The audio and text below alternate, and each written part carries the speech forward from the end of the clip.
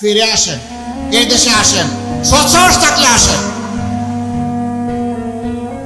যদি এই দেশ এবং মাটির প্রতি ভালোবাসা থাকে, যদি সত্যি এই দেশের মানুষকে ভালোবেসে থাকেন, তাহলে একা একা থাকেন না, একা থাকার দুঃখ বড় বৃথা। চলে আসেন, আমাদের কাছে আসেন, আমরা কাশেমপুরে আপনাদেরকে ভালো জায়গা করে দেব। এই কাশেমপুরের ভাত আল্লাহ আমার কপালে জুটায়নি, যদিও আমি বারবার জেলে গিয়েছি। জেলের ভাত আমার কিন্তু কিসমতে আসেনি।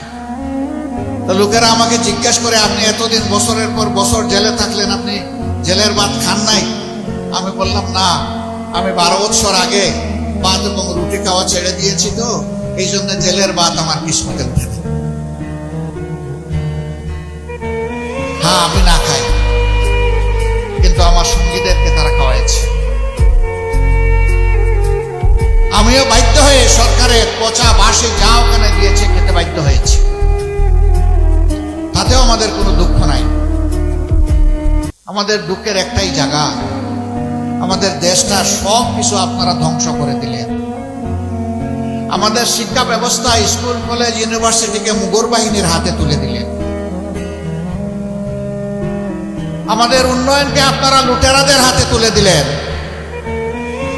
বাংলাদেশ থেকে 26 লক্ষ কোটি টাকা আপনারা বিচারে বিদেশে পাচার করলেন। দেশকে গড়লেন না, কিন্তু বিদেশের মাটিতে বেগম পাড়া করলেন। নির্বাচন ব্যবস্থাকে ধ্বংস করে দিয়ে এখানে যারা বসে আছেন, তাদের কমপক্ষে 40 ভাগ মানুষ আমি বিশ্বাস করি গত 15.5 বছর তারা কোনো ভোট দিতে পারেন। কি অপরাধ তারা করেছিল? প্রথম ভোটটা হলো, মানুষ এটাকে ঘৃণা করে প্রত্যাখ্যান করলো, ভোট কেন্দ্রের সামনে নিরীহ প্রাণীরা মনের শান্তিতে ঘুমায় থাকে।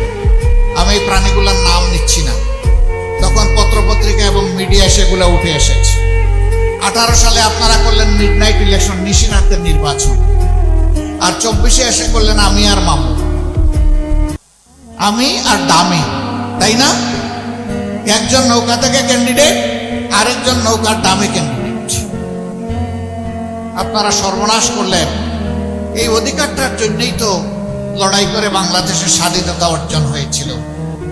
পাকিস্তানিরা এই ভোটের মূল্য দেয় নাই বলেই তো মানুষ জীবন বাজি রেখে যুদ্ধ করেছিল।